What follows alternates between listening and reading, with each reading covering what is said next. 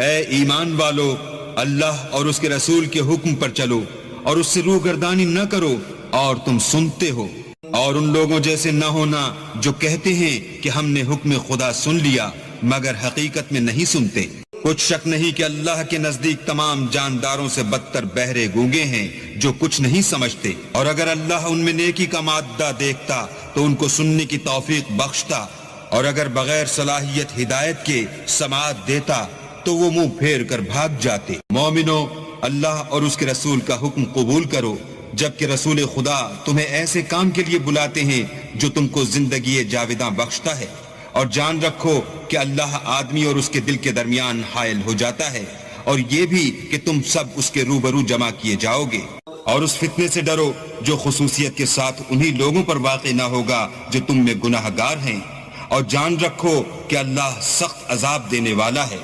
اور اس وقت کو یاد کرو جب تم زمین مکہ میں قلیل اور ضعیف سمجھے جاتے تھے اور ڈرتے رہتے تھے کہ لوگ تمہیں اڑا نہ لے جائیں، یعنی بے خانما نہ کر دیں، تو اس نے تم کو جگہ دی اور اپنی مدد سے تم کو تقویت بخشی اور پاکیزہ چیزیں کھانے کو دیں تاکہ اس کا شکر کرو۔ اے ایمان والو، نہ تو اللہ اور رسول کی امانت میں خیانت کرو اور نہ اپنی امانتوں میں خیانت کرو، اور تم ان باتوں کو جانتے ہو، اور جان رکھو کہ تمہارا مال اور اولاد بڑی آزمائش ہے، اور یہ کہ اللہ کے پاس نیکیوں کا بڑا ثواب ہے۔ مومنو، اگر تم اللہ سے ڈرو گے تو وہ تمہارے لیے امر فارغ پیدا کر دے گا، یعنی تم کو ممتاز کر دے گا اور تمہارے گناہ مٹا دے گا اور تمہیں بخش دے گا، اور اللہ بڑے فضل والا ہے۔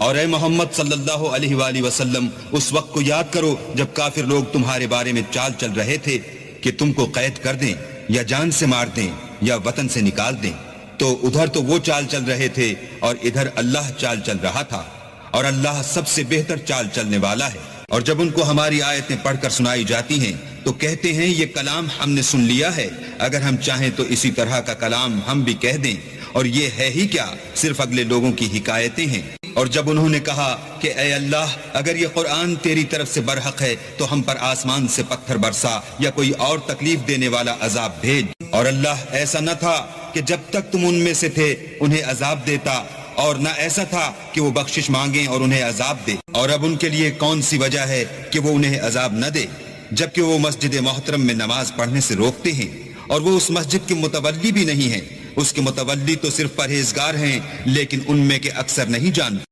اور ان لوگوں کی نماز خانہ کعبہ کے پاس سیٹیاں اور تالیاں بجانے کے سوا کچھ نہ تھی،